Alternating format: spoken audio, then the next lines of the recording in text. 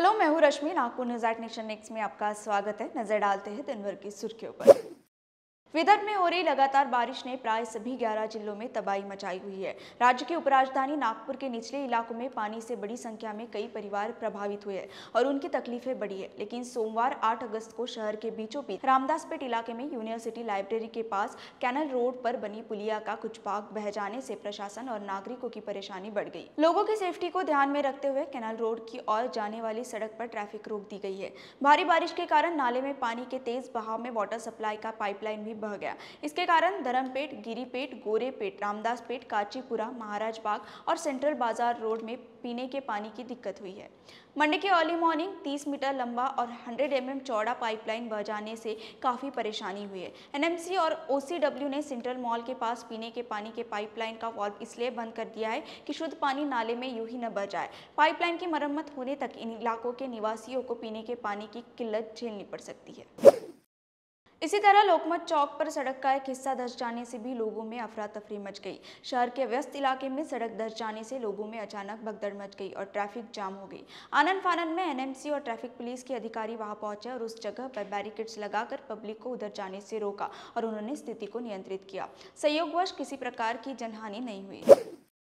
रविवार 7 अगस्त को संतरा नगरी नागपुर में फ्रेंडशिप डे की धूम रही। अगस्त के पहले संडे को फ्रेंडशिप डे मनाया जाता है। खासकर यूथ में इसे लेकर अच्छा खासा उत्साह देखा गया। दरअसल युवाओं ने पहले से ही प्लानिंग कर रखी थी। बारिश के बावजूद सुबह होते ही तैयार होकर वे अपने घरों से निकल पड़े दोस्ती का जश्न मनाने। अपने दोस्तों के साथ कोई अंबाझरी का ओवरफ्लो देखने निकला तो किसी ने होटल का रुख किया और पार्टी की। इस दौरान सोशल मीडिया पर सेल्फी और ग्रुप फोटोज की भरमार रही। भूत भगाने के नाम पर पीट पीट कर अपनी 5 वर्षीय बेटी अनक्षी चिमने को मार डालने के आरोप में उसे जन्म देने वाले माता पिता को पुलिस ने गिरफ्तार कर लिया है। उनके साथ लड़की की मौसी को भी अरेस्ट किया गया है। रविवार को कोर्ट में पेश करने पर 12 अगस्त तक उन्हें पीसीआर में भेज दिया गया। नागपुर के प्रताप नगर इलाके में बच्ची के शरीर से भूत भगाने के लिए उसके माँ बाप ने पीट पीट कर उसे मार डाला। यह अमानवीय घटना शनिवार की दोपहर कामगार कॉलोनी में हुई। लड़की का आरोपी पिता 45 ईयर्स का सिद्धार्थ चिमने यूट्यूब चैनल चलाता है। उसकी मां रंजना और मौसी प्रिया अमर बंसोड़ को भी अरेस्ट किया गया। आरोपियों ने बेटी की बेदम पिटाई का वीडियो भी बनाया था। इसमें उनकी दरिंदगी के सारे सबूत दर्ज हो गए। मिली जानकारी के अनुसार पिछले महीने गुरु पूर्णिमा के अवसर पर सिद्धार्थ और रंजना अपनी छोटी बेटी अनक्षी और अपने अन्य बच्चों को लेकर टाकल घाट की एक दरगाह पर गए थे। वहां से लौटने पर अनक्षी ने भोजन करना बंद कर दिया था। उन्होंने बेटी पर इसे भूत बाधा मानकर उसे काले जादू से ठीक करने का मन बनाया। शुक्रवार की रात उन्होंने बेटी को बेल्ट से मारा। वह बेहोश हो गई, लेकिन उसे डॉक्टर के पास लेकर नहीं गए। फिर आरोपी शनिवार की सुबह बच्ची को उमरेड रोड की दरगाह पर लेके गए। वहां बेटी के शरीर से आत्मा भगाने की दुआ करके लौट आए, लेकिन वहां से लौटने के बाद बच्ची के शरीर की हालचाल बंद हो गई। पुलिस सूत्रों के अनुसार चिमने फैमिली को बहकाने वाला आरोपी शंकर बाबा भी पुलिस के हाथ लग गया। पता चला है कि उसने लड़की के शरीर में भूत बाधा होने की मनगढ़ंत कहानी रची थी। उसके झांसे में आकर इन लोगों ने अंधश्रद्धा में मासूम बेटी पर अत्याचार किया।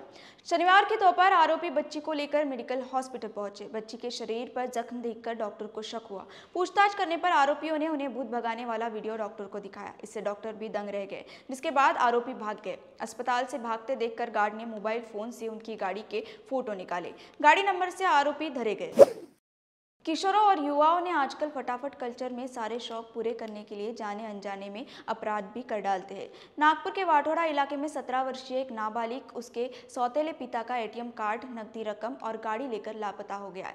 शनिवार को 3 बजे हुई इस घटना के बारे में पता चला कि वह नाबालिग अपनी मां और उसके सौतेले पिता के साथ रहता है। शनिवार की दोपहर किसी को कुछ जानकारी दे बिना वह गाड़ी क्रमांक MH49AY6748 लेकर बाहर गया।